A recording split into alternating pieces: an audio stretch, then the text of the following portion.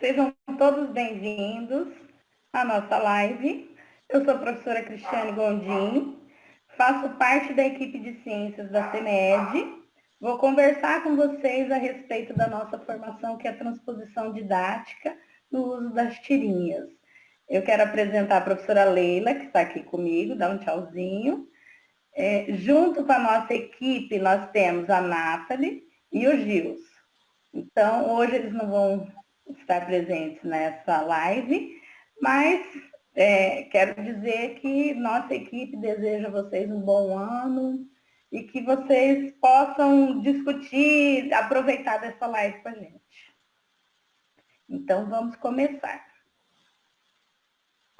Bom, o nosso tema é ciências, né, do sexto ao nono, nós somos da equipe do sexto ao nono, a transposição didática para o uso de tirinhas e charges no ensino remoto.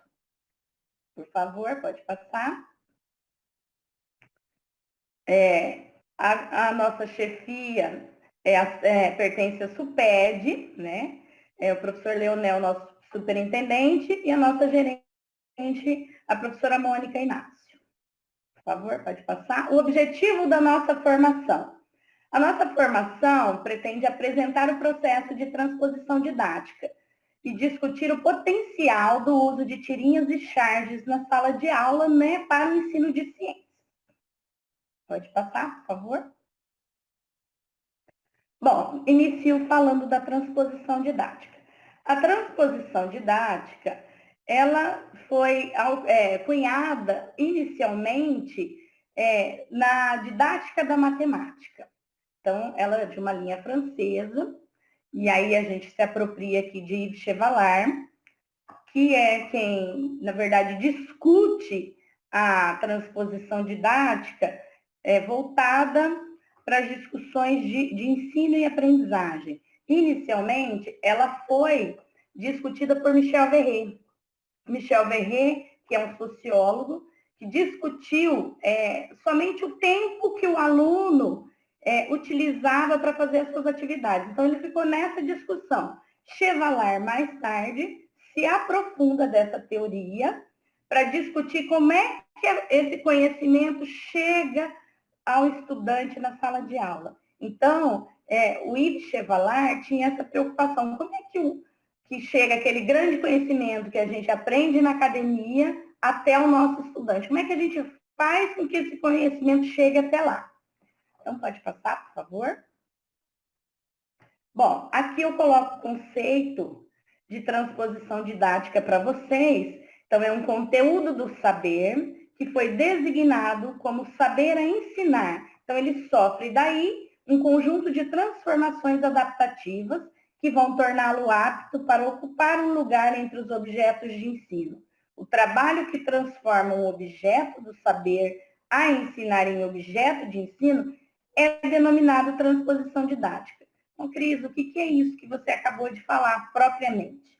Bom, isso é toda a transformação que a gente faz. Vamos dar um exemplo aqui. A gente lá na faculdade, quando a gente fazia ciências físicas, biológicas ou biologia, a gente tinha um grande conhecimento que o nosso professor de qualquer área, de botânica, de zoologia, nos passava em sala de aula. Só que esse conhecimento, ele vem de algum lugar, ele vem de uma academia, ele foi descoberto por alguém. Então, essas transformações, na verdade, é a maneira como o professor se utiliza para que esse conhecimento chegasse até nós, acadêmicos. E a mesma coisa a gente faz, a gente pega o grande conhecimento, ainda que é da academia, e transforma, na verdade, eu falo transforma, porque em alguns momentos a gente acaba reduzindo para que o estudante tenha acesso. Mas para que tudo isso? Para a gente tornar esse conhecimento um pouco mais compreensível, de fato compreensível para o nosso estudante. Pode passar, por favor? Bom, aqui a gente traz para vocês um triângulo didático. Chevalard diz o seguinte, né? Na verdade, vem anterior a Chevalard a discussão do saber do professor e do aluno, essa triangulação. Aqui a gente traz o triângulo didático proposto por ele, que é o campo epistemológico. Então, o campo do saber que existe e que a gente trabalha com ele o tempo todo A nossa ideia, enquanto professor nesse campo, é trazer esse conhecimento, passar para o campo psicológico, trazer esse conhecimento ao nosso estudante também no campo psicológico. O professor e o aluno, é claro, estabelecem as suas relações, tanto o aluno quanto o saber, o professor quanto o saber, isso é inegável. Então, essa triangulação, ela existe há muitos anos, e se a gente parar para pensar, tem determinado momento que o aluno ele vai dialogar com esse saber sozinho, às vezes na casa dele, para entender aquilo que você falou. Todo esse processo, essa triangulação, ela se faz necessária. É um momento que o professor percebe de fato que existe um conhecimento, um processo de conhecimento ali presente. Pode passar, por favor? Bom, aqui a gente discute a estrutura da transposição. Então, vamos lá. Nós temos um grande saber, como eu falei, que vem da academia. Esse saber da academia, para nós, professores, ele chega lá dos cientistas, dos pesquisadores. Cada vez que algo é descoberto, então a gente tem um saber de referência. A gente já trabalha com diversos saberes de referência no processo de transposição. E aí, o que a gente tenta fazer? Fazer com que esse saber ele venha, seja um saber a ensinar. Então, a gente transforma esse saber, a primeira transformação, a ensinar, que é uma transposição externa. O saber já existe, e a gente quer transformar esse saber que já existe, para que ele seja um saber acessível aos nossos alunos. É isso que a gente faz o tempo todo. Então, quando a gente trabalha com diversos recursos, vamos lá, uma tirinha, uma charge, uma imagem, um processo de um vídeo, a gente está pegando um grande saber de referência e trazendo nessa forma didática de dar aula, nesses diversos métodos, fazendo com que esse saber grande se transforme em saber a ser ensinado, né? Aí, nós temos um outro processo acontecendo, que é o saber ensinado. Então, eu pego todos esses recursos que eu tenho disponível para fazer esse saber a ser ensinado, saber ensinado, lá na sala de aula. Aí eu tenho o segundo processo de transposição didática, que é o processo de transposição interna. Então, percebam comigo, a gente tem um grande conhecimento, que a gente trabalha sempre, em cada aula a gente tem um saber de referência. Olha quantas vezes a gente utiliza o saber de referência. Dali a gente transforma esse saber de referência em saber ensinar e transforma, né, de uma maneira que ele chegue no estudante como saber ensinado. Então, por que transposição interna? Porque é o momento que o estudante internaliza aquilo que você falou. E olha esse grande problema, ou esse grande desafio. Esse grande desafio é fazer com que esse grande conhecimento chegue internamente ao nosso estudante. Então, hoje nós estamos aqui falando de transposição e a gente vai tentar discutir a transposição por meio das tirinhas. Como é que esse saber grande chega até o nosso estudante? Pode passar, por favor? Bom, então nós temos a transposição didática aqui em forma de esquema. Aqui a gente colocou vertebrados, um livro, que vocês podem usar, às vezes, a anatomia comparada dos vertebrados, uma revista super interessante, ou uma revista mais científica, como está ali embaixo, a de zoologia. O que a gente faz? A gente pega esse saber de referência, muitas vezes de diversas fontes. Esse é um grande exemplo que a gente colocou aqui. Ora, a gente pega o saber de um livro oficial de referência, ou a gente vai pegar do próprio livro que alguém comentou e que às vezes não é tão fidedigno. Como é que eu busco, de fato, o meu saber de referência? De onde eu retiro com exatidão aquilo que eu estou falando?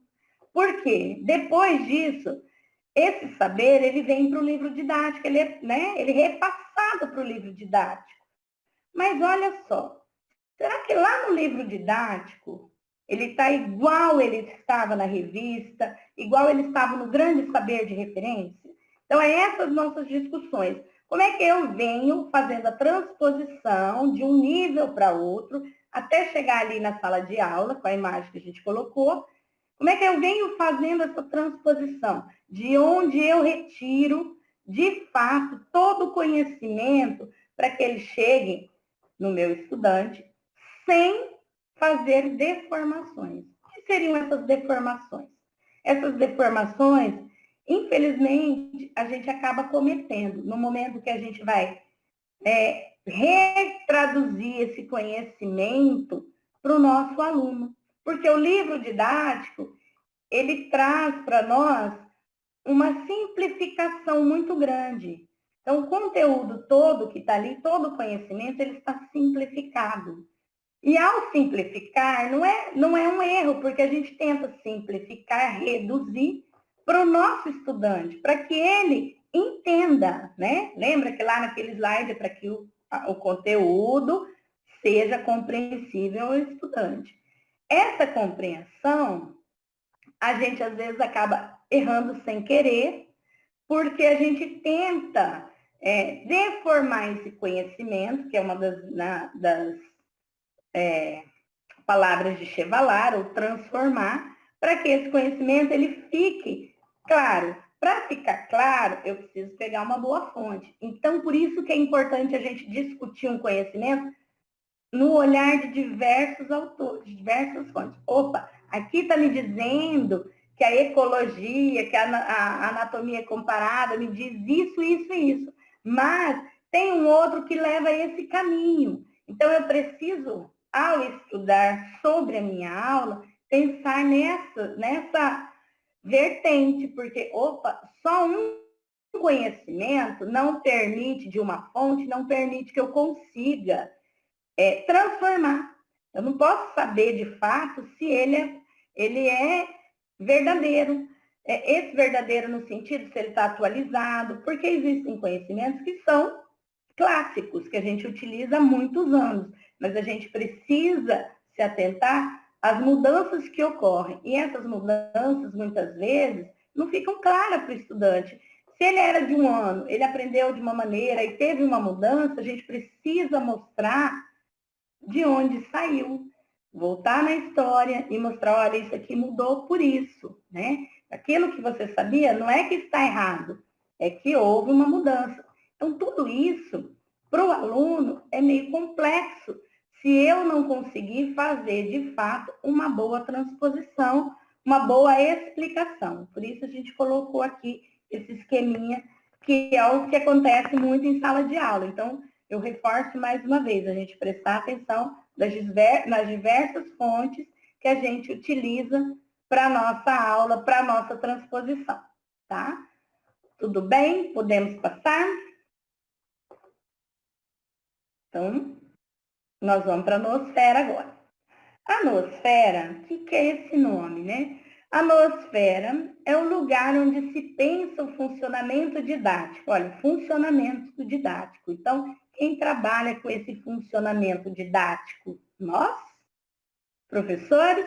Então, segundo ideologias diferentes, construindo, conforme Chevalar, o centro operacional do processo de transposição e expressa o trabalho externo da transposição didática, que é a de estabelecer o saber a ensinar.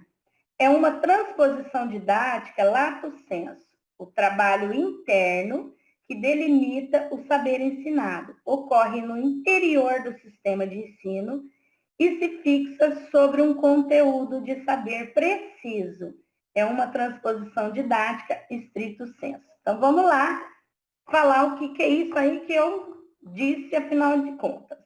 A noosfera, se ela trata do funcionamento didático, é claro que ela trata do ensino, né? Essa palavra noosfera quer dizer que existe algo ou alguém que trata sobre esse funcionamento.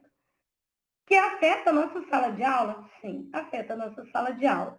Então, esse grande grupo que a gente trouxe aqui, que chega lá para vocês, professores. Então, nós temos primeiro o Ministério da Educação. Toda vez que o MEC interfere em algo sobre o ensino, ele chega para nós na sala de aula. Então, a noosfera, esse grande conjunto que interfere no funcionamento didático, esse grande grupo é responsável muitas vezes por as mudanças que ocorrem. De repente, a gente está lá tranquilo, achando que o que a gente estava fazendo não ia ser modificado, e ele é modificado por uma lei, às vezes pela interferência da família.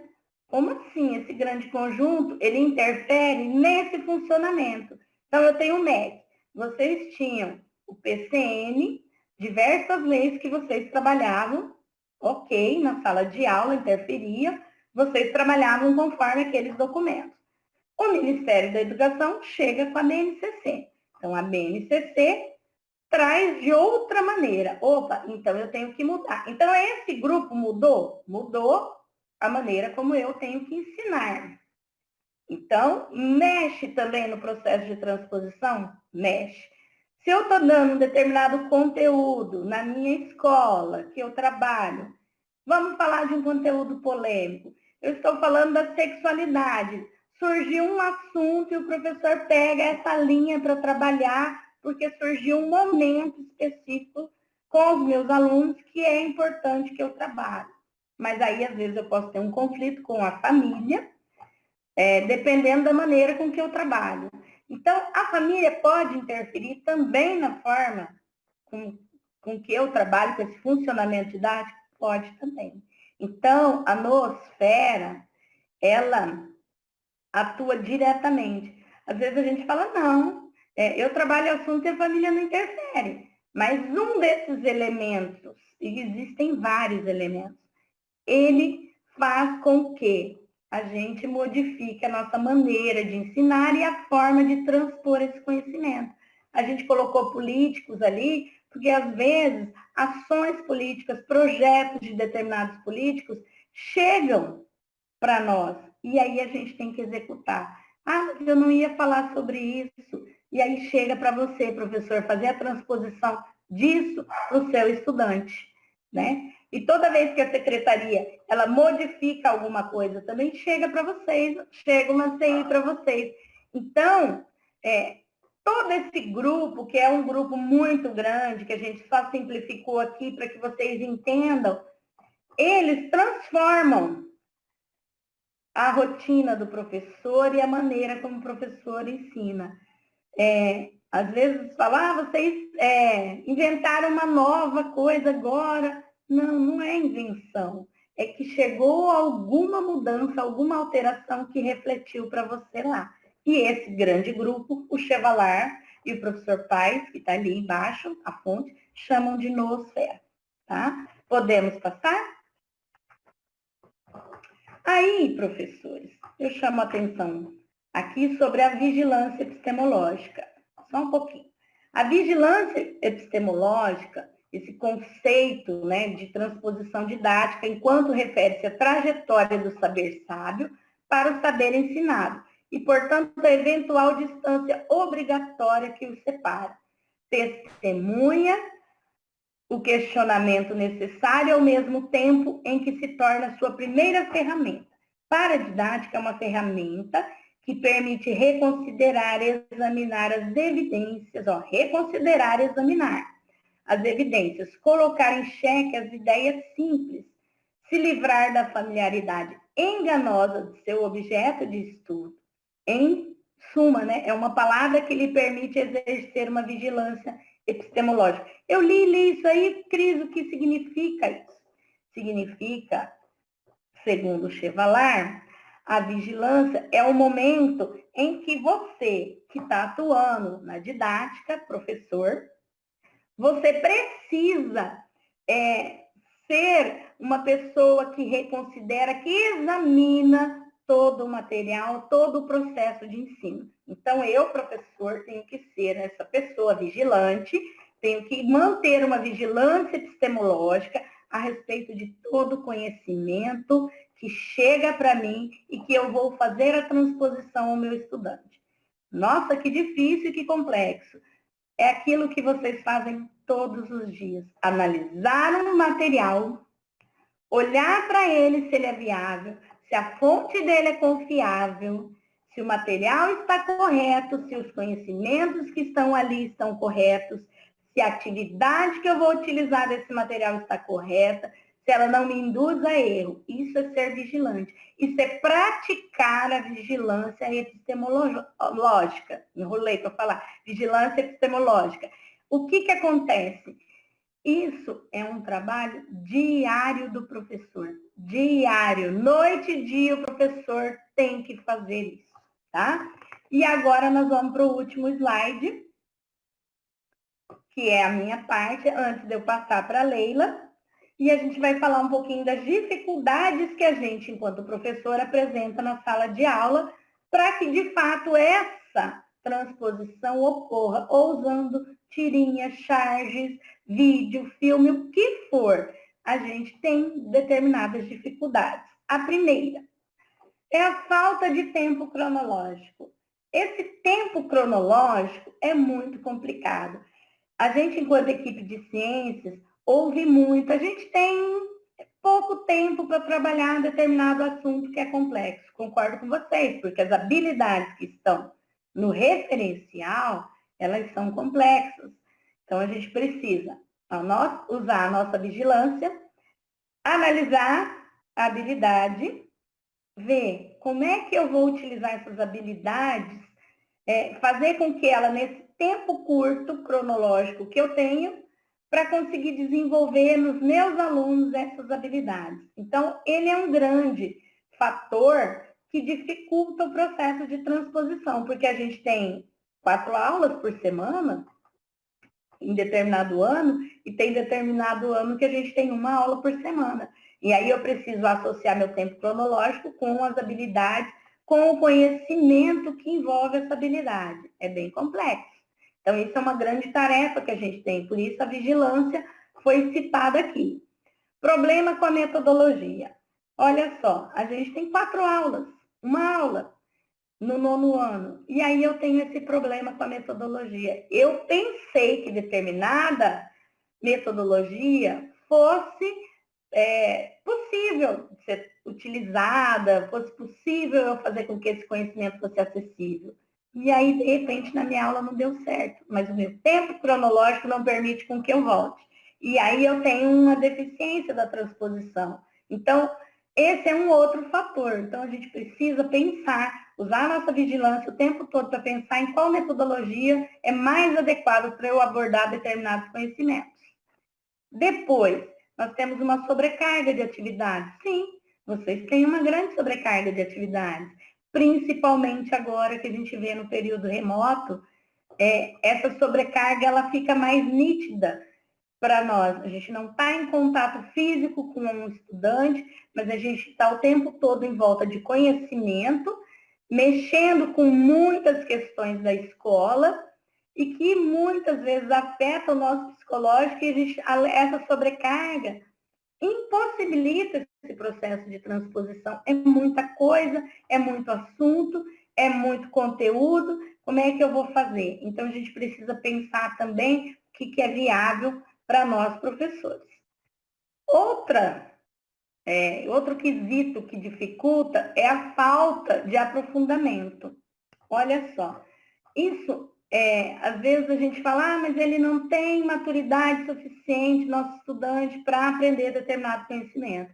E a gente não aprofunda. Nem para o estudante, e às vezes eu tenho deficiência enquanto professor, que é um tema muito, que a gente percebe nas pesquisas, e a gente discute muito, é a astronomia. A astronomia, ela faz com que muitos professores não queiram trabalhá-la e a gente dá de maneira superficial. Então, essa transposição não ocorre da maneira como deveria. Outro ponto que a gente discute é a dificuldade de interação no período remoto e no período regular. Essa dificuldade que a gente tem que o aluno interaja conosco. Essa é uma das grandes dificuldades. Nesse momento, eu creio que tem sido uma das maiores também para todos os professores. O outro quesito que a gente pontua aqui é a dificuldade de retorno do estudante, tanto da atividade, tanto da aprendizagem, porque às vezes o que a gente gostaria enquanto professor nesse período é que ele desse um retorno e falasse, olha, professor, eu entendi lá que você falou sobre ecologia, isso. É esse retorno que a gente gostaria e que a gente não tem. Então, a gente fica sem saber no período remoto se de fato ocorreu essa transposição. E a gente fica tentando retomar, porque ninguém disse, mas o nosso tempo cronológico não nos permite tamanhas retomadas. Então, é bem complexo. Aí a gente faz diversas tentativas para se aproximar dessas dificuldades, para tentar superar. Então, nós temos o domínio da ciência e do saber escolar. Então, olha só, são duas coisas. Nós precisamos, na sala de aula, fazer com que o nosso estudante tenha o domínio da ciência, eu tenho que fazer a transposição dela exatamente como ela é, e fazer com que o saber, que ela seja associada a esse saber escolar, que isso seja importante para ele, que ele consiga pensar, olha, isso que o professor está falando se relaciona a isso com a minha vida lá em casa, ou eu nem pensava sobre isso. Então, esse domínio e esse saber, eles devem caminhar junto. Às vezes caminham junto? Não. Às vezes é muito complicado isso acontecer no processo de transposição. Por isso, inúmeras tentativas. O tempo didático e o tempo de aprendizagem é outra coisa que a gente precisa alinhar, porque o tempo didático que a gente trabalha de conhecimento, que envolve os saberes, é um. E o tempo de aprendizagem do estudante é outro. Então, a gente precisa alinhar esses dois para que eles, de fato, caminhem junto o tempo todo. Então, essas dificuldades, elas acontecem constantemente. Então, a gente quis trazer para vocês o processo de transposição, porque é algo muito importante no processo de ensino e de aprendizagem. Então, eu quero dizer para vocês que essas dificuldades, elas acontecem há anos, não é uma coisa nova, eu não estou trazendo nada tão novo para vocês, mas é algo para a gente se pensar nesse período remoto e quando voltar também pensar sobre o processo de transposição, que na verdade a gente quer, com tudo isso, deixar esse conhecimento acessível ao estudante, mas que ele não seja deformado, que a gente não crie obstáculos nesse processo de ensino. Muitas vezes a gente quer reduzir e a gente acaba reduzindo de maneira que a gente deforma e o conhecimento ele vai para o estudante de maneira totalmente equivocada. Então, a gente precisa pensar sobre isso. Um exemplo de simplificação que a gente tem é o nosso referencial circunstancial. Ele é a simplificação do nosso referencial maior, mas a gente não transformou nada, a gente somente simplificou. Então, isso é uma simplificação. Agora, quando eu simplifico e reduzo e transformo ele de outra forma que o aluno não compreenda, então eu acabei de deformar totalmente o conhecimento. Então, a gente precisa pensar, de fato, olhar para nós com a nossa vigilância e pensar como é que eu estou trabalhando esse assunto, como é que eu estou trabalhando determinadas habilidades e se elas são suficientes para que eu, de fato, consiga fazer a transposição didática. Se eu não estou pegando muito, se eu não estou pegando pouco. Então, eu preciso nivelar o que, de fato, é importante para o estudante neste momento. Tá? Então, essa era a discussão que eu ia ter com vocês. Quero agradecer e passar a fala agora para a Leila. Olá, queridos professores de ciências. É um prazer muito grande estar aqui com vocês. Eu sou a professora Leila Tatiana, bióloga. Estou na sala de aula desde 2004, 2005. E eu espero que estejam todos muito bem nesse momento, apesar de tudo. E agora nós vamos falar um pouquinho sobre como fazer essa transposição didática em relação a uma ferramenta que já é conhecida, né, que são as imagens por meio das tirinhas e das charges, ok? Nós sabemos que é de suma importância nós discutirmos, termos esse momento de reflexão para nós discutirmos ferramentas palpáveis, ferramentas viáveis. Então, nós vamos apresentar aqui as potencialidades das tirinhas e charges para que você, professor ou professora, avalie se é uma potencial ferramenta para você utilizar na sua sala de aula, nas suas aulas remotas, ok? Então, principalmente nesse momento de aulas remotas, nós percebemos que não é uma coisa pesada, você pode trabalhar, por exemplo, via redes sociais, né? Mandar a sua aula, enfim, com essas ferramentas de uma forma efetiva. Tá? Então, o que a gente quer é que você possa avaliar se isso de fato serve nas suas aulas. A gente vai falar um pouquinho sobre todas as bases e aí no final nós temos uma surpresa aí para vocês, ok? Então, é importante você avaliar as dificuldades, as potencialidades dessa ferramenta, tá? Então, o que nós queremos mesmo é fazer com que o aluno tenha esse olhar crítico sobre os conteúdos estudados e uma visão mais equilibrada sobre a natureza do conhecimento científico, para que ele possa se posicionar, para que ele possa ter o conhecimento da ciência, né, e conseguir ter o entendimento desses conceitos, desses conteúdos e que o professor consiga fazer essa transposição didática, ok? No nosso próximo slide, nós temos aqui as modalidades, tá?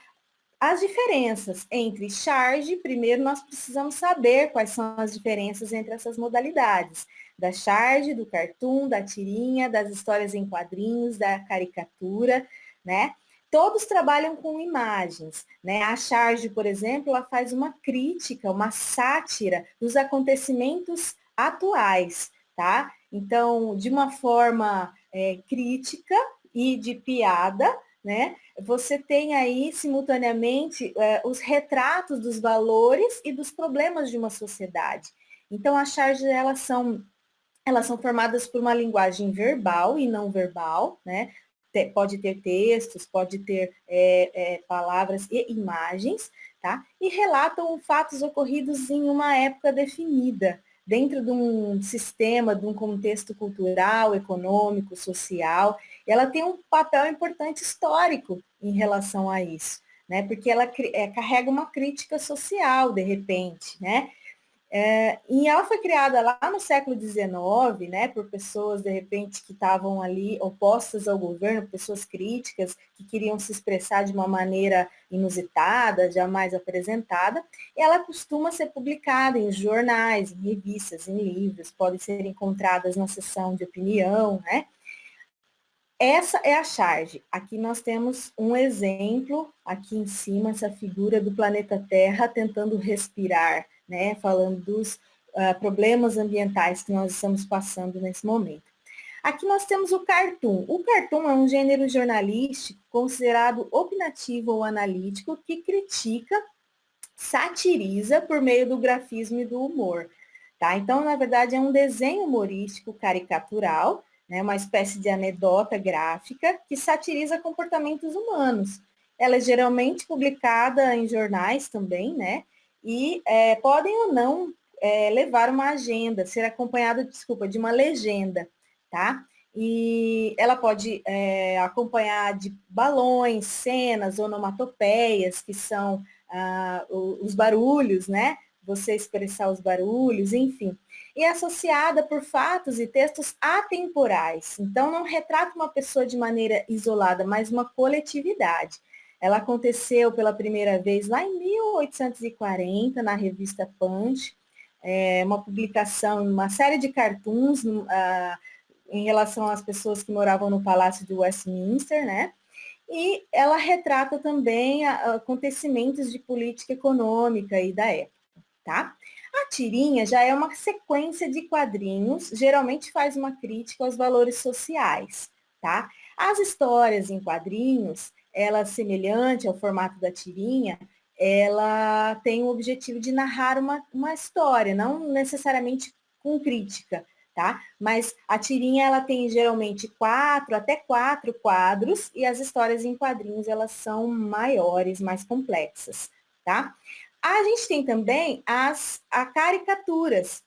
As caricaturas é uma apresentação exagerada, né, das características, do hábito de uma pessoa, tá? Ou seja, é um desenho de uma pessoa, de um fato, que pelas deformações obtidas por um traço cheio de exageros, se apresenta como uma forma de expressão grotesca, tá? Criando retratos bem-humorados, cômicos, irônicos, tá? Sobretudo, comportamentos, de repente, do objeto, né? Um nariz avantajado, um topete, gestos, enfim. Então, a caricatura, ela vem de origem italiana, caricare, né?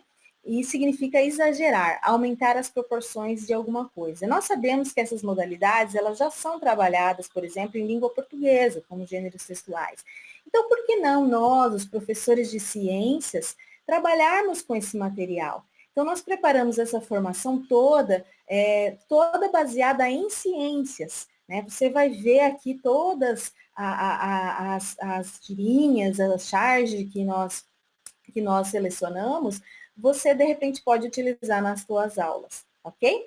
Bom, no próximo slide, nós temos o contexto histórico das histórias em quadrinhos. Nós dizemos, vamos enfatizar as histórias em quadrinhos agora, e dizemos que essa popularidade dos quadrinhos, ela pode ser creditada, em parte, né, a uma estreita ligação que o homem tem com representações gráficas desde o começo das suas andanças pelo planeta.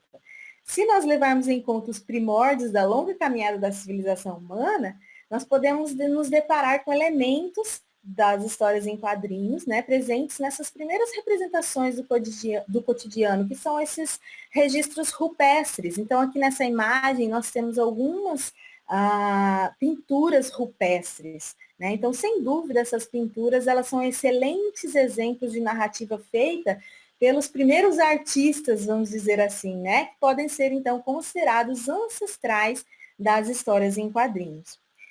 Nesse próximo slide, nós temos aqui o surgimento das histórias em quadrinhos, ok? Ela surgiu lá no século XIX, elas têm uma origem controversa e incerta, por enquanto. Diversos países estão pleiteando aí a paternidade dessa linguagem, né? Os livros norte-americanos, não tem dúvida, eles dizem que a primeira história em quadrinhos é dele, foi o Yellow Kid, tá? Foi criado lá em 1895 por Richard Outcault, no jornal New York World, mas a Inglaterra também apresenta páginas desenhadas por Gilbert em 1884, como prova de que os quadrinhos são uma invenção inglesa, tá? Já os alemães, eles podem afirmar que dois artistas foram os primeiros heróis dos quadrinhos em 1865, o Max e o Moritz, né, de Butch. Mas, por outro lado, os espanhóis também podem falar dos quadrinhos de Goya, no início do século XIX, tá? E no Brasil, nós nos orgulhamos do ítalo brasileiro Ângelo Agostini, que inventou os quadrinhos em 1884. Então, você percebe que é uma construção muito antiga, né? É uma ferramenta que nós podemos lançar mão agora para ajudar nas nossas transposições didáticas na sala de aula. Não podemos esquecer também de grandes cartunistas, desenhistas, como Ziraldo, Maurício de Souza aqui no Brasil, né, que muito contribuíram também nessa área, ok? Aqui nós temos uma linha do tempo com contexto histórico, certo? O contexto histórico da história da HQ, né? Os primeiros movimentos para a consolidação das histórias em quadrinhos, como uma linguagem autônoma mesmo, eles se deram no solo dos Estados Unidos, né?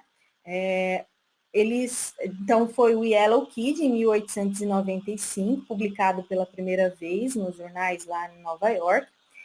E ele tem esse pioneirismo na inserção do texto dentro da imagem, né? Na apresentação de narrativas em sequência de requadros. Tá? E depois disso, houve uma grande explosão de histórias em quadrinhos em massa, na comunicação em massa. Tá? Quem não se lembra, né, da história de Tarzan, no final da segunda década do século XX, né, Tarzan, Mandrake, Flash Gordon e diversos outros personagens dos quadrinhos tornaram-se comuns não só nos jornais diários dos Estados Unidos, mas em várias partes do globo também, tornando-se bastante conhecido, né? Porém, gente, o que aconteceu? Um dos psiquiatras alemães, que na verdade ele chama, é radicado nos Estados Unidos, o Frederick Wertham, ele publicou uma obra chamada Sedução dos Inocentes, dizendo que os quadrinhos eram desvirtuadores da juventude.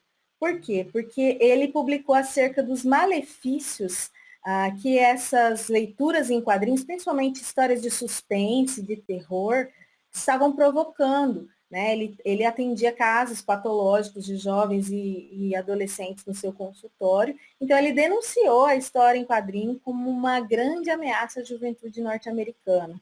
Tá? E isso realmente se alastrou, essa ideia, então eles criaram esse código de vigilância, né? Mais tarde, pelo resto do mundo também, eles terminaram por fazer parte dessa onda moralista, influenciada por campanhas em prol da educação, da moral, dos bons costumes, né?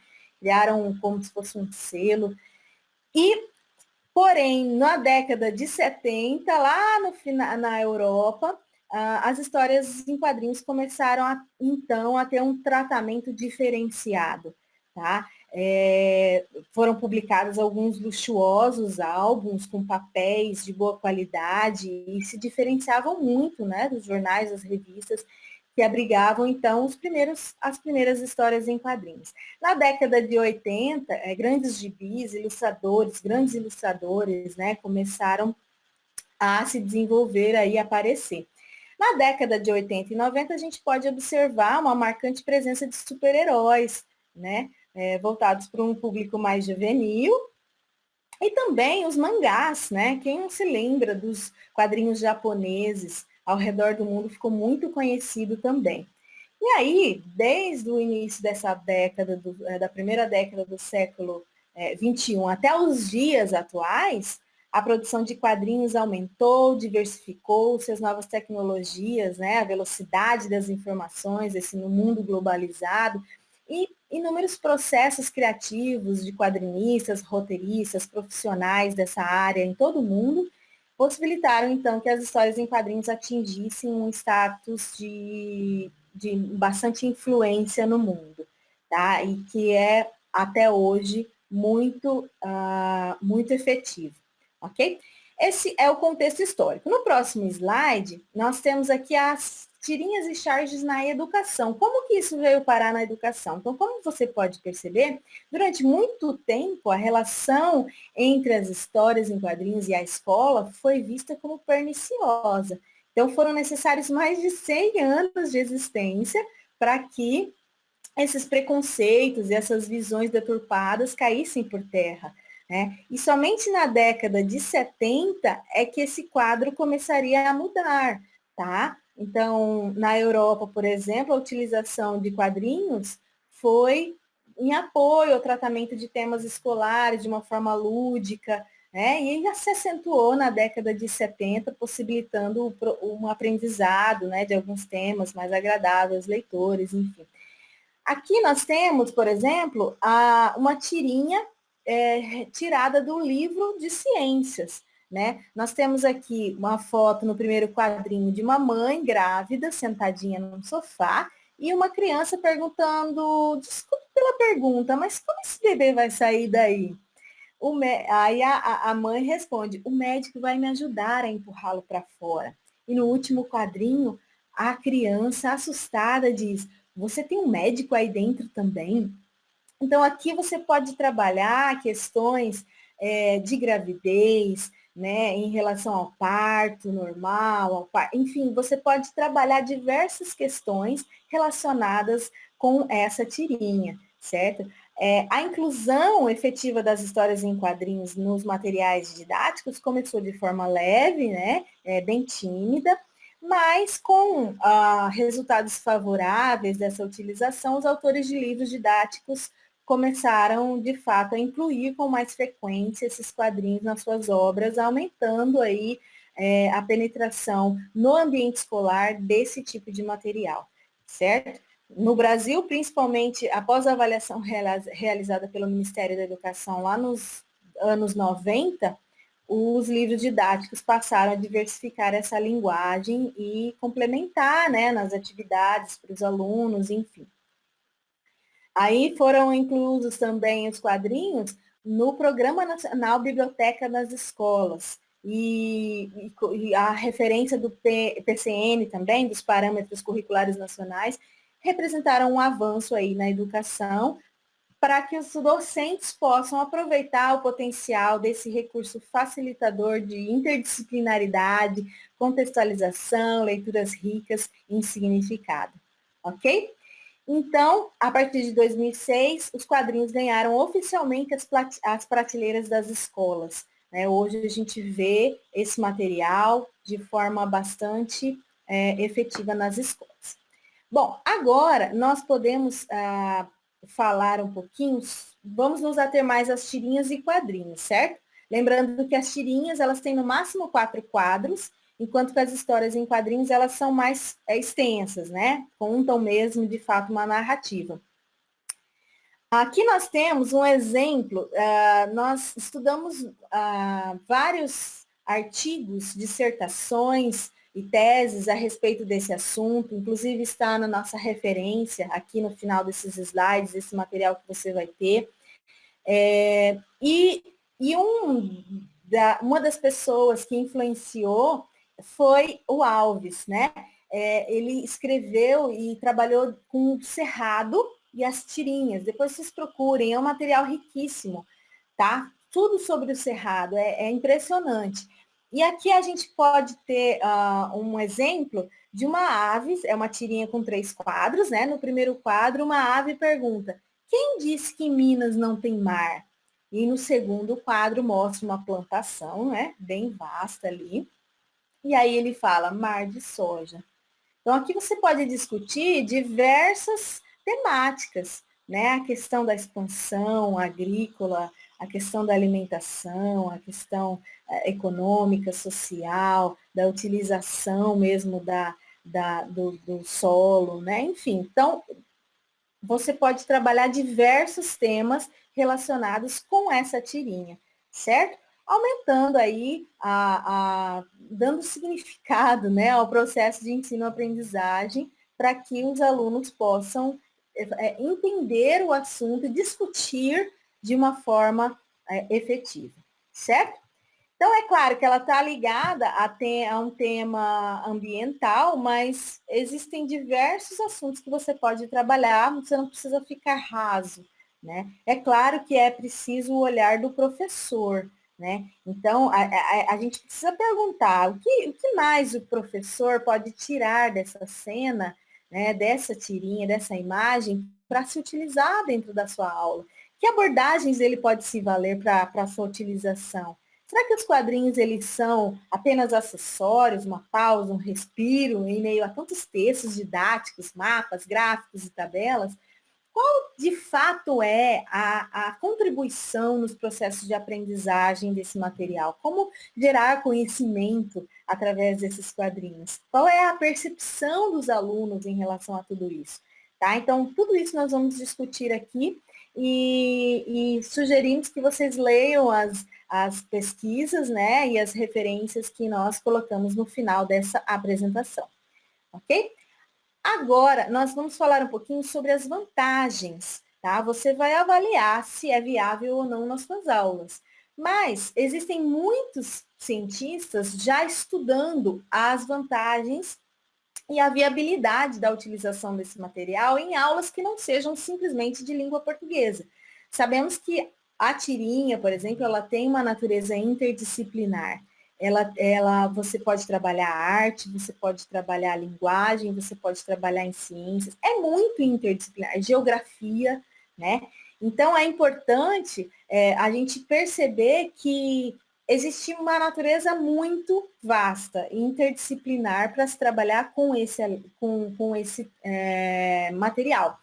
Possibilita relacionar o conteúdo com o dia a dia do aluno, né? Traz o conteúdo de uma forma lúdica, faz essa aproximação entre o conhecimento e o cotidiano do aluno. Então, tem o potencial de chamar a atenção dos alunos.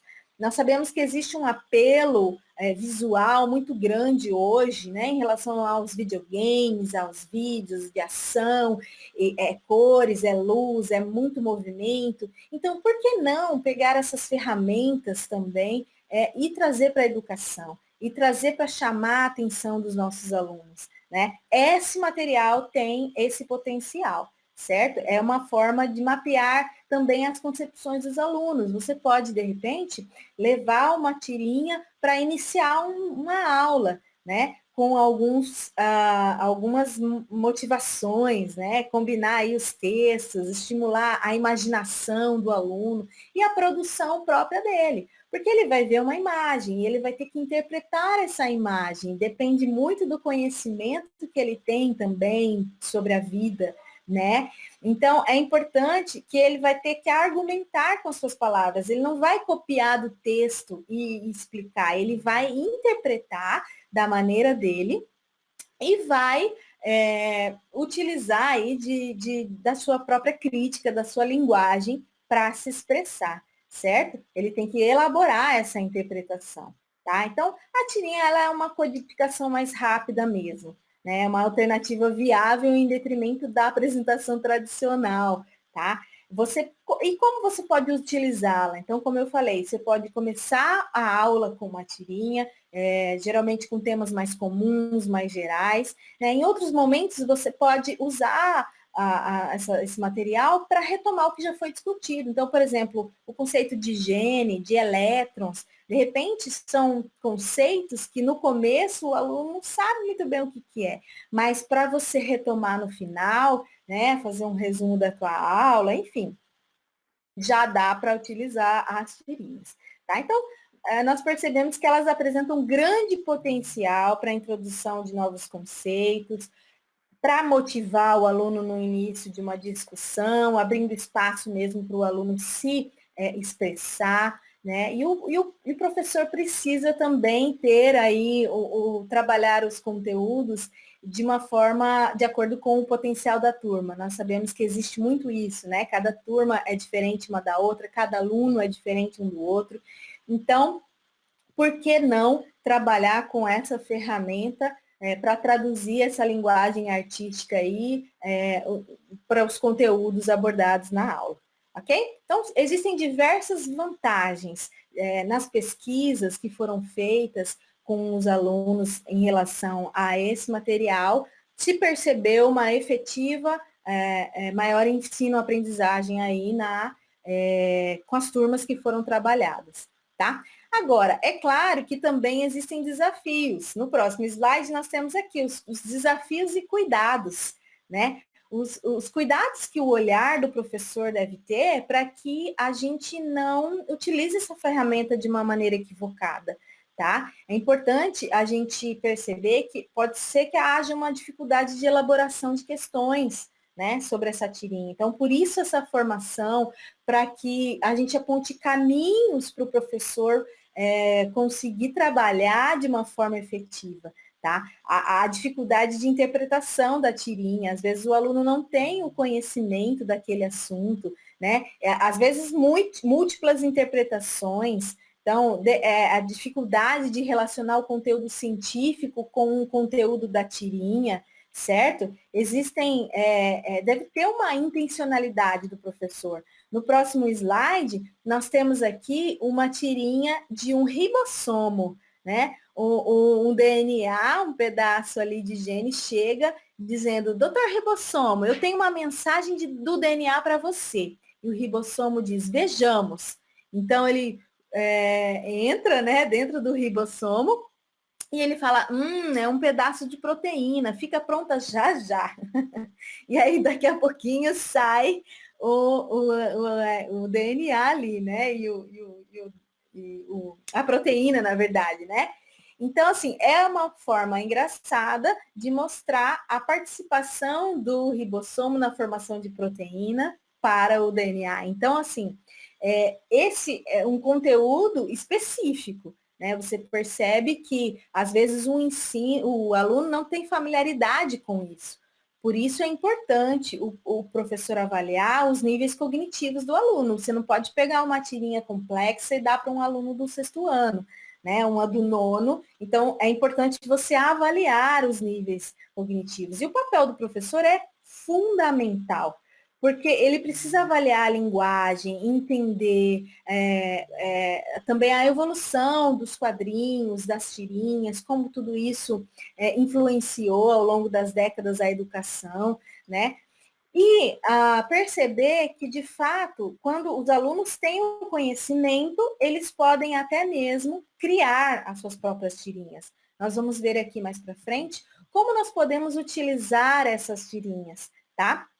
E o educador, ele deve tornar esses quadrinhos compreensíveis e deve estar sempre atento como um mediador, né? Porque sem o intermédio da mediação do professor, de compartilhar alguns signos, alguns códigos, né, no sentido de conceitos, talvez o estudante não consiga, por si só, relacionar o conteúdo da questão ali, certo? Então, tem que ser adequado à realidade de cada turma e, em relação à criação, o aluno ele tem que estar muito claro na cabeça dele a compreensão do conceito, para que ele possa, de repente, desenvolver aí como um aluno artista a própria história em quadrinhos deles, tá? Gente, eu me lembro em 2007, lá atrás, quando eu era da sala de informática, nós já trabalhávamos com histórias em quadrinhos e com criação,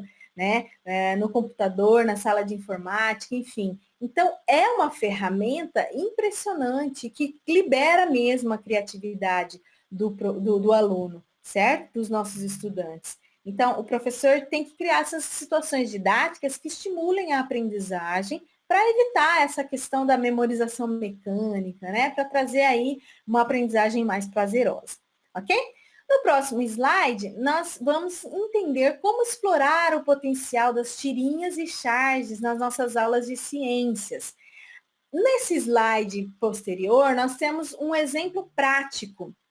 Um exemplo prático de como utilizar uma charge, né? Então, aqui nós temos uma imagem de um pai e um filho dentro de um barquinho. Tá chuva, tá sol, tem um pinguim ali numa geleira, tem poluição, tem uma industrialização ali, uma fumaça, tem um aquecimento global, tem o derretimento das calotas polares, tem um desmatamento, umas árvores ali queimadas, né? E o pai diz, eu não entendo como esse clima, eu não entendo mais esse clima, filho. O pai diz, e o filho diz, se quiser eu posso te explicar, pai. Porque com certeza ele foi na tua aula e ele descobriu que de fato existem questões ambientais aí muito amplas, né? Então, a gente pegou aqui essa habilidade 16 do 8º ano, que seria discutir iniciativas que contribuam para restabelecer o equilíbrio ambiental a partir da identificação de alterações climáticas regionais e globais provocadas pela intervenção humana.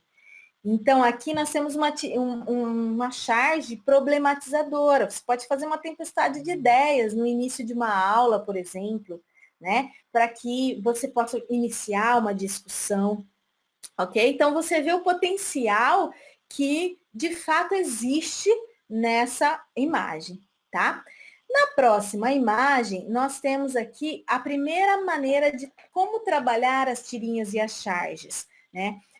Nós pegamos a habilidade 5 do 6º ano, que é explicar a organização básica das células, seu papel como a unidade funcional e estrutural dos seres vivos, e para trabalhar aí aspectos de mitose, né, a célula se dividindo. E aí nós temos uma charge aqui, de umas células conversando, né? Uma conversa entre as células. E aí as células se dividindo, ele dizendo assim, ó, estou tão cheio de trabalho que eu vou acabar tendo que me dividir em dois. Né? Então, é uma charge social dizendo da muita demanda de trabalho? Mas nós também podemos trazer isso para a questão, você vai vendo que ele vai dividindo, né? Então, você pode trabalhar a mitose, o machucado, como é que fecha, a cicatrização, enfim. Então, são trabalhos aí, são áreas que você pode abranger, abordar em relação à interpretação do aluno, tá? No próximo slide, nós temos uma outra variedade de atividade que são 3 quadrinhos. No primeiro, nós temos 2 planárias, né, com esse gorro todo, com as suas sabres, que são as espadas do Star Wars, né, vamos dizer assim. Então, a tirinha diz assim, ó, se os Jedi fossem planárias, as lutas não teriam fim. E aí aparece um monte de planárias ali mais para frente, né? Você pode trabalhar a questão da regeneração das planárias, né? As características dos seres vivos, enfim. Então, é uma outra possibilidade também. Só que essa tirinha ela só faz sentido se você tiver os dois conhecimentos do Star Wars, né? Que seria aí essa febre que existe no meio dos adolescentes, e das planárias, aspectos da zoologia, né? Aspectos das características dos animais invertebrados. A gente tem também a nossa habilidade relacionada a isso, ok? Então, é uma outra maneira. Você vai pedir para o aluno interpretar essa questão aí, tá? No nosso próximo slide, nós temos aqui uma outra maneira de trabalhar as tirinhas e charges, que é com a criação, certo? Você pode pedir para o aluno criar acerca de algum assunto, né? A sua própria tirinha, a sua própria charge. Então, você vai desenvolver outras habilidades. Você vai desenvolver a habilidade, por exemplo, do menino de desenho, de criação, de criatividade, né? Esses dias mesmo eu estava vendo uma entrevista de um astrofísico, um criador de conteúdo, que tem canal de divulgação científica, e ele se destacou no começo da sua vida numa entrevista de emprego, porque ele havia no seu currículo um pequeno detalhe que chamou a atenção do contratante, né? Que era desenhar histórias em quadrinhos. Então a gente percebe que parece uma coisa boba, mas de fato em algum momento faz diferença e nós podemos contribuir na vida do aluno em relação a isso, ok? Então, agora nós temos o próximo slide, exemplos de tirinhas e charges do sexto ao nono ano, tá? Vou mostrar alguns exemplos para que a gente possa discutir a viabilidade para você trabalhar isso nas suas aulas. Então, no sexto ano, nós temos a habilidade 1, que é classificar como homogênea ou heterogênea a mistura de 2 ou mais materiais. E aí nós temos uma tirinha ao lado aqui com os 4 quadrinhos, né? A água diz assim para o sal, tem a água e tem o sal. Então, ela diz, eu gosto de você, mas somos de estados diferentes. No segundo quadrinho, nós não podemos ficar juntos. E aí o Sal pensando fala, mas podemos sim. E aí a água se torna azul, né? O sal se mistura ali com a água e diz, a água, essa é a sua solução? Então aqui você pode trabalhar as questões das misturas homogêneas, heterogêneas, utilizando essa figura aí, essa tirinha, tá? A próxima tirinha é sobre o cerrado, né? E aí nós colocamos a habilidade 7 do sétimo ano, que diz sobre os principais ecossistemas brasileiros, caracterizando quanto à paisagem, quantidade de água, tipo de solo, né?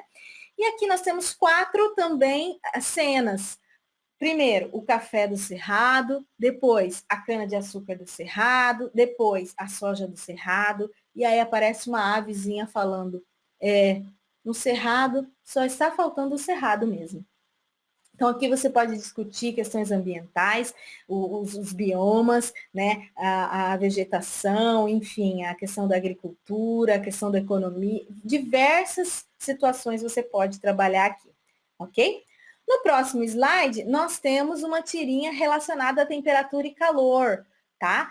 Que é a habilidade 2 do 7º ano, que é diferenciar temperatura, calor, sensação térmica nas diferentes situações de equilíbrio termodinâmicas cotidianas. Então, nós temos aqui uma família na praia, no primeiro quadrinho, né? E o pai com uma leiteira na mão ali, né? Dizendo assim, ó, como vocês podem ver, ao nível do mar, a água ferve a 100 graus Celsius. Todo mundo suando ali, o pai, a mãe, a criança, né? E a mãe falando assim, mas você não conhece alguma experiência mais apropriada para nossa viagem de praia, né? Ela ali de biquíni, suando. E o pai fica pensando, pensando na terceira tirinha, e na quarta ele coloca lá.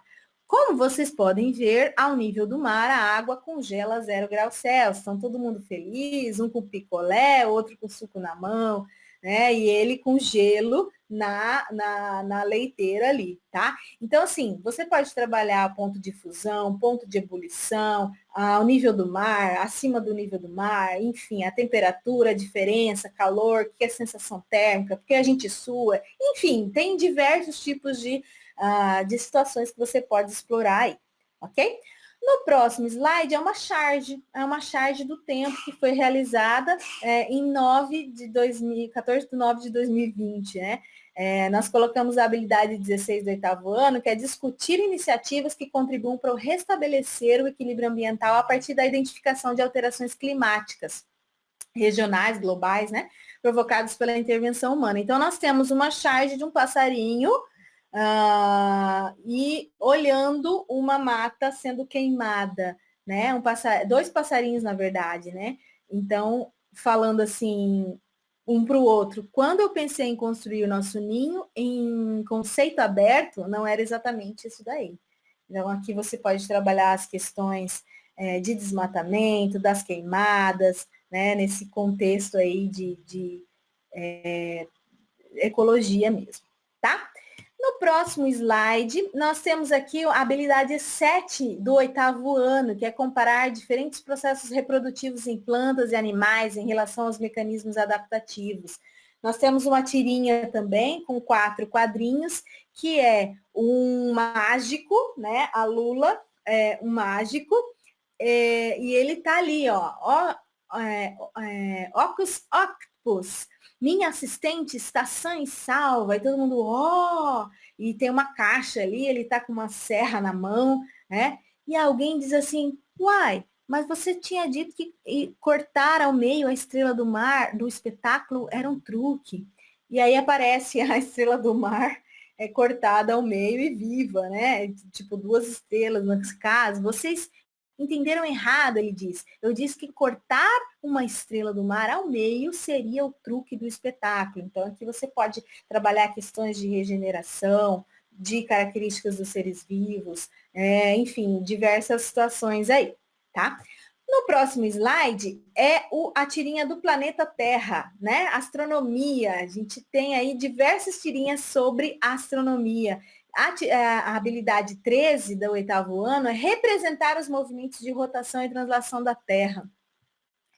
Aqui na primeira, nós temos a Terra fazendo uma força, ufa, ufa, com uma faixa na cabeça, né? E a Lua dizendo, força, tá quase, você chegou, puxa, mais uma volta completa em torno do Sol, e a Terra comemora, uhul, né? E no final ela fala, e aí, qual que é o meu tempo? E aí a Lua diz, 365 dias, 5 horas e 48 minutos. E a Lua lá dizendo, puxa, de novo, desse jeito eu nunca vou bater o meu recorde. Então você pode trabalhar a rotação, a translação, as questões do ano bissexto, as questões, enfim, diversas situações das estações do ano, da inclinação da Terra, tudo isso você pode trabalhar relacionado a essa tirinha. Tá? E aqui nós temos uma do 9º ano, de Química, né? Pegamos a habilidade 3, que é identificar modelos que descrevem a estrutura da matéria e reconhecer a sua evolução histórica. É uma tirinha com 3 quadrinhos. A primeira ali, o átomo, né? No caso ali, e o próton ou o nêutron, né? Dentro do átomo ali juntinhos, dizendo o que houve com o elétron hoje? E aí o outro responde, nada não, ele anda meio negativo mesmo. Você pode trabalhar aí as cargas, né? Positiva, negativa, como trabalhar. Lembrando, gente, que as tirinhas são uma linguagem que você pode utilizar essa questão de fazer com que os personagens tenham vida, né? A gente sabe que átomo não. A gente tem que tomar cuidado com isso, na verdade. Pode se tornar um obstáculo epistemológico. Mas é importante você perceber que é o conceito que não pode estar errado. Né? A imagem, a figura, né? O átomo tem boca, nariz, o sol, né? Eles conversam, têm sentimentos, então a gente tem que tomar cuidado com isso. Na verdade, não existe isso, mas para ilustrar aquele conceito que nós precisamos colocar, é importante utilizar essa ferramenta, tá? Com bastante sabedoria. E por último, nós temos aqui a última tirinha da vez, que é a habilidade 17 também do nono ano, que é analisar o ciclo evolutivo do Sol em relação às estrelas, as etapas de evolução de estrelas, né? Nós temos ali alguém, um planeta conversando com o outro, talvez, né? Dizendo assim, ou uma estrela, talvez. Menina, você ficou sabendo quem morreu? E a outra pergunta, quem? Aí ela falou, Betelgeuse. Ela mesma, explosão fulminante. E ela fala, a outra, gente, ectoplasma. E a outra, e pensar que ela era tão jovem. E a outra responde, supernova. Então, você percebe que tem conceitos aqui que você pode abordar, né? Em relação às estrelas, o Órion, as constelações, o que é uma supernova, o que é uma explosão de uma estrela, como é que é o ciclo evolutivo das estrelas, quais as fases, tá? Então, você pode explorar diversas situações aqui nesse caso, tá? E para finalizar o nosso slide, o último slide, nós temos uma grande surpresa para vocês. Nós preparamos para os professores de ciências um banco de tirinhas e charges organizados em áreas, em pastinhas, tá? A pastinha da astronomia, dos seres vivos, da física, da química. É claro que nós vamos alimentando ao longo do tempo tudo isso. E se vocês quiserem contribuir também, fiquem à vontade, tá? Mas está nesse endereço aí, bit.ly/banco de tirinhas. Vocês podem usufruir desse material, que de fato tem diversas potencialidades. A gente quis, então, trazer para vocês essa ferramenta como um recurso, um potencial para tornar o conhecimento mais acessível para a compreensão, né, dos nossos alunos. Então, você percebe que, através de toda essa modalidade de trabalhando com imagens, você pode fazer uma transposição didática com mais tranquilidade, ok? É isso que nós gostaríamos de passar para vocês. Nós estamos muito felizes aqui de poder passar esse tempinho com vocês, tá? E temos as nossas referências, depois vocês deem uma olhada, por gentileza, tá? Essa Cerrado em Quadrinhos foi uma dissertação de mestrado que nós utilizamos bastante. E, enfim, existem várias outras referências. E, por último, no último slide, nós queremos agradecer a presença de vocês, a paciência de vocês. Aqui estão todos os nossos contatos. Nós estamos em teletrabalho nesse momento, né? E aqui está nosso e-mail. Não fiquem distantes de nós, vocês podem mandar e-mail, a gente atende muitos de vocês pelo WhatsApp, pelo telefone, nas demandas necessárias, né? Nós temos também o nosso blog de ciências, queremos incentivá-los a entrarem lá, porque várias coisas nós colocamos lá, tá? Assim, a gente está sempre alimentando, colocando materiais, lá você vai encontrar um quadro, inclusive, das habilidades que estarão nos cadernos esse ano, né? Que a CEMED está produzindo os cadernos esse ano de 2021.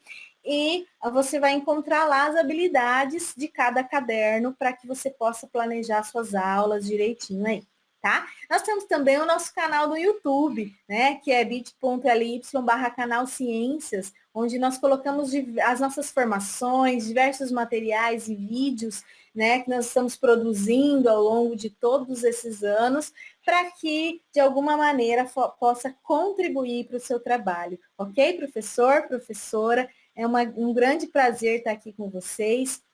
Esperamos que todos estejam bem. Queremos trazer uma mensagem de acalento ao seu coração, embora a situação realmente seja bem complicada, ok? Então se cuidem e fiquem com Deus. Até a próxima. Eu agradeço também, em nome da nossa equipe, da Secretaria Municipal de Educação, eu agradeço vocês terem nos ouvido e a gente chegar um pouquinho perto de vocês. Muito obrigada. Beijo, beijo. Até a próxima. Tchau, tchau. Tchau, gente.